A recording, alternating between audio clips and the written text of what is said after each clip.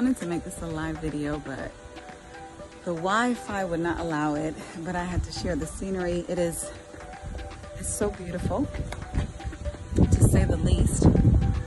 I'm like, I don't know, I get a little emotional when I see nature that is this beautiful. And I don't even know if the video is doing it justice, but it's just humbling. I mean, the volcano is humbling, as you can see here. I'm not sure if you can see the water. This like pure blue green water below the volcano base. The last time this volcano was active was like 2004. I don't think it was enough to, you know, harm a lot of people, but they said it was rumbling and a lot of rocks were falling. But now it's dormant, even though you can still see the smoke. That's like the power of, it's the power of God. Like that, the smoke is still there. It just shows how powerful this volcano is. That the smoke is still there, even though this is considered dormant. But this area is so beautiful. If you can see behind me,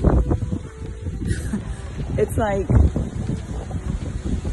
it looks like an outside church to me. That's what it looks like to me, an outside church. And I personally could not imagine having church service up here. Like, talk about a transcending experience. Like, God is everywhere, but when I'm in this space, I just feel so connected. So connected to something much bigger than what I see every day. It's just a beautiful feeling. Whew.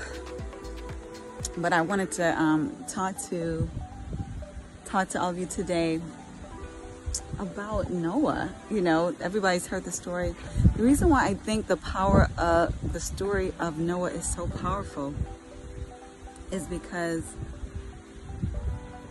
it is like an amplified sound, an amplified voice, if you will, of how important each of us are. Like when we think of, like specifically,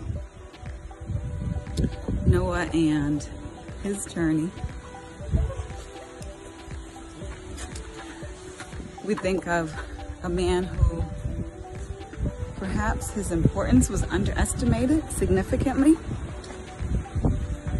to those around him.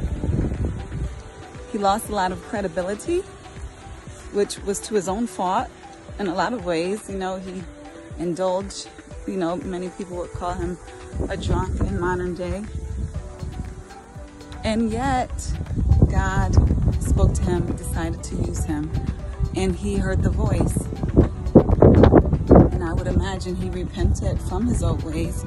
He had to have turned from his old ways enough to be used to build, not by himself of course, but to lead, to powerfully lead the massive building of an enormous ark, an enormous boat. It's big enough to carry animals and to carry descendants.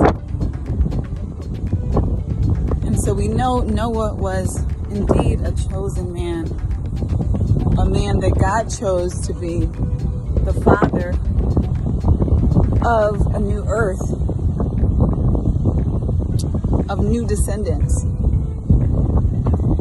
And I'm not here to tell you what to believe, but you know, if you're a Christian or even Jewish, you probably believe that Noah and his family on that ark were the last people on the earth when that flood took place. And so when you look around, what do you see? You see people who are Noah's descendants. That would make you Noah's descendant.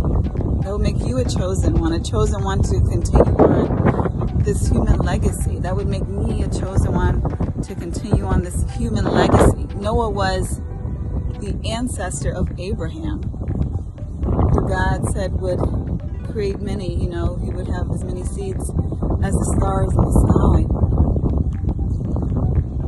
They all came from Noah, so all sharing the same genealogical lineage. So, you know, most of us who have common sense know that we're all related. But when you look at it from a very commonsensical historical perspective, it shows how we're related. And when you're in a place like this, like Costa Rica, where the culture is one, I'm not saying there's not imperfect people here or not unkind people here, but where the culture is kindness,